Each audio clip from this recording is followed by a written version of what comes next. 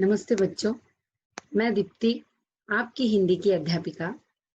आशा करती हूँ कि आप सभी अपने घरों पे सुरक्षित होंगे और उसी के साथ आप लोगों से अनुरोध है कि आप अपने घर पर ही सुरक्षित रहें। बच्चों, आज हम वर्ण विचार पढ़ेंगे। यह हमारा पहला टॉपिक रहेगा। यह एक बेस का काम करता है हिंदी लैंग्वेज को समझने में। हिंदी लैंग्वेज को समझने में जो बेसिक नीड है वो है वर्ण। आज हम देखेंगे वर्ण क्या होता है, स्वर क्या होता है, व्यंजन क्या होता है और इसके कितने टाइप्स हैं। ठीक है, वर्ण विचार से पहले हमें ये पता होना चाहिए कि हमारे मुंह से जो आवाज निकलती है वह ध्वनि कहलाती है और मुंह से निकली हुई जो ध्वनि थी, इन्हीं को हमने लिखने के लिए जो चिन्ह या सिंबल्स का यूज किया है उन्हें हम वर्णमाला कहेंगे। जैसे कि आप स्क्रीन पर देख सकते हैं, वर्ण उस मूल ध्वनि को कहते हैं जिनके खंड या टुकड़े नहीं किए जा सकते। ठीक है, वर्णों के व्यवस्थित समूह को वर्णमाला कहते हैं। जैसे कि आप इस चित्र में देख सकते हैं कि एक साथ किस तरह बहुत सारे फूल एक ही माला में गुंथे हुए हैं। ठीक है, और उसके बाद हम देखेंगे वर्णों को दो भागों में विभाजित किया गया है, वो है स्वर और व्यंजन। उससे पहले हमें ये जानना जरूरी है कि इन्हें दो भागों में विभाजित क्यों किया गया है, इनमें मेजर डिफरेंस क्या है। बच्चों, आप जब स्वरों का उच्चारण कर रहे होंगे तभी आपके मुंह से जो ध्वनि निकलती है या जो आवाज निकलती है वो बिना किसी रुकावट के बाहर आती है। जैसे कि अ, आ, ई इत्यादि। मतलब जब आप स्वरों का उच्चारण कर रहे होंगे तभी आपकी जुबान यानी जीभ, जिसे आप टंग कहेंगे इंग्लिश में, वह आपके मुंह के किसी भी पार्ट से नहीं टकराती है। ठीक है, पर जब आप व्यंजन का उच्चारण करते हो तब ध्वनि हल्की सी रुकावट के साथ बाहर निकलती है। यानी जब आप व्यंजनों का उच्चारण करते हो तभी आपकी टंग जो है वो मुंह के किसी भी पार्ट को थोड़ा ना थोड़ा टच होकर बाहर निकलती है। यहाँ तो वो कंठ मतलब गले को टच होगी, या तो मूर्ध यानी मुंह के ऊपर के भाग को टच होगी, या फिर होठ को टच होगी, या फिर दांत को टच होगी। इस तरह से बिल्कुल कभी ना कभी टच होके बाहर निकलती है। इसके बारे में हम आगे में देखेंगे, पर उसके पहले हम देखते हैं कि स्वरों के कितने टाइप हैं। तो बच्चों, पहले हम देखते हैं कि स्वर क्या होता है। स्वर वे ध्वनियां हैं, वे वे ध्वनियां हैं जो जिनके उच्चारण में हवा बिना किसी रुकावट के बाहर निकलती है।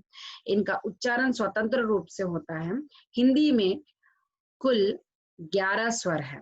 वे है अ, आ, ई, उ, ऊ, री, ए, आई, ओ, औ।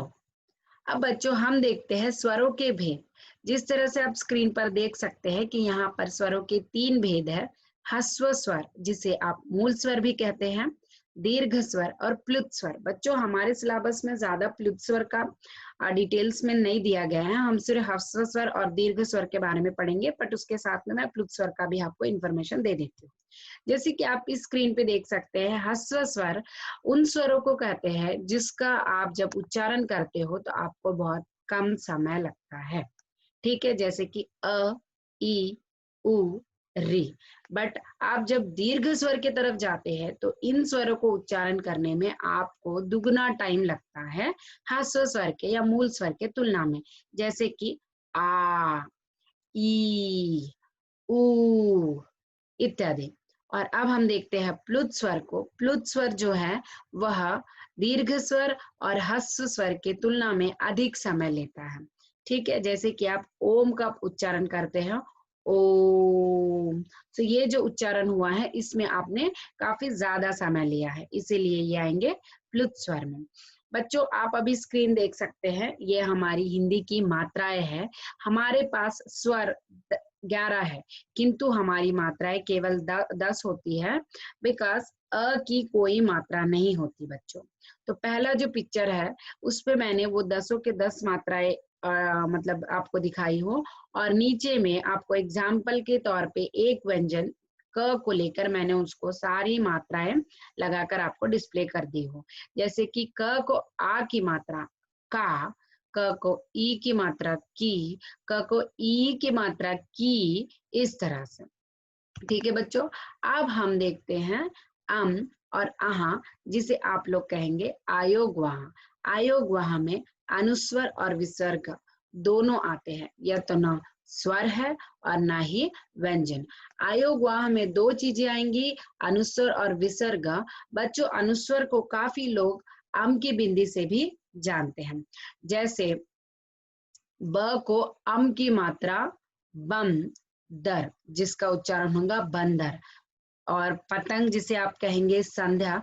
जब जिस किसी भी शब्द पर अम की मात्रा लगेगी, अनुस्वर लगेगा, तब उसे आप वो भी आयोग वहा के अंदर आएगा। और अगला है विसर्ग। विसर्ग का अर्थ होता है जब हम इसका उच्चारण करेंगे तब हम अह की मात्रा यूज करेंगे।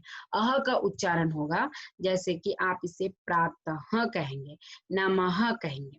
ठीक है बच्चों, अब देखते हैं हम व्यंजन। बच्चों जैसे कि मैंने आपको पहले ही बता चुकी हूँ कि व्यंजन आपको स्वरों की सहायता से आप व्यंजन का उच्चारण करोगे। ठीक है, स्वरों की सहायता से व्यंजन बोले जाते हैं, और यह स्वरों की तुलना में थोड़ा अधिक समय लेते हैं। ठीक है, जैसे स्वरों को स्वतंत्र रूप से बुलाया जाता है, लेकिन व्यंजन को स्वतंत्र रूप से नहीं बुलाया जाता है। स्वरों को, व्यंजन को स्वरों की सहायता से ही बुलाया जाता है। जैसे कि क बनेगा क, अधिक अ से आपका उच्चारण होगा क। ठीक है बच्चों, ये आगे हम देखेंगे, ये हमारे सारे व्यंजन क से लेके ज्ञ तक। ठीक है, सो इन व्यंजनों को हमने कुछ वर्गों में विभाजित किए गया है, जैसे कि आप यहाँ पे देख सकते हैं क वर्ग, च वर्ग, ट वर्ग, त वर्ग, प वर्ग, अंतस्थ, उष्म, संयुक्त और अन्य।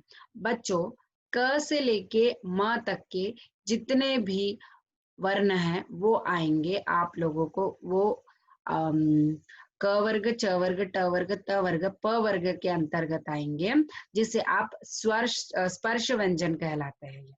ठीक है, फिर उसके बाद आएंगे अंतस्थ। बच्चों इसमें आएंगे य, र, ल, व। फिर अगला है उष्म। उष्म में आएंगे श, श, स, हाँ। यहाँ पे आप देख सकते हो, जब आप इन वर्ड्स का या सॉरी इन लेटर्स का जब आप उच्चारण करोगे, जब इन वर्णों का उच्चारण करते हो, तब थोड़ी सी गर्म हवा आपके मुंह से बाहर निकलती है। एक बार आप मेरे साथ रिपीट कीजिए, श, श, स। तो यहाँ पर थोड़ी सी गर्म हवा आपके मुंह से बाहर निकलती है इन ध्वनियों के साथ में, इसलिए इसे उष्म व्यंजन कहते हैं। अब अगला रहेगा संयुक्त अक्षर, संयुक्त व्यंजन। संयुक्त व्यंजन में आप देख सकते हैं श, त्र, ज्ञ और श्र, और आखिरी है ण और ढ। बच्चों संयुक्त जो व्यंजन है वह दो व्यंजनों को मिलाकर बना है। ठीक है, इसीलिए उन्हें संयुक्त कहेंगे। संयुक्त का अर्थ होता है मिश्रण या जोड़ का।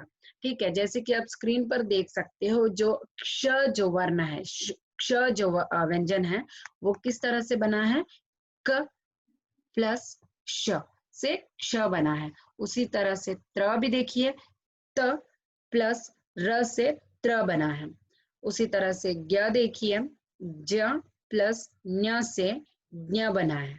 ठीक है, और आखिरी है श्र, श प्लस र से श्र बना है। सो बच्चों आप यहाँ पे चारों भी देखिए, श, त्र, ज्ञ, श्र, इन सारों में ये सारे वर्ण जो हैं वह दो दो व्यंजनों को मिलाकर ही बने हैं। इनके नीचे में शब्द दिए हुए है क्षत्रिय, त्रिशूल, ज्ञानी, श्रमिक। सो ये रहे आपके संयुक्त व्यंजन। बच्चों ये हमारा लास्ट स्लाइड है, जहाँ पे आपको सारे आपकी वर्णमाला दिखेंगी, जिसमें आ गया है स्वर अ से अह तक और व्यंजन क से श्र तक। ठीक है बच्चों, आशा करती हूँ कि आपका ये वर्ण विचार का टॉपिक आपको क्लियर हो गया है।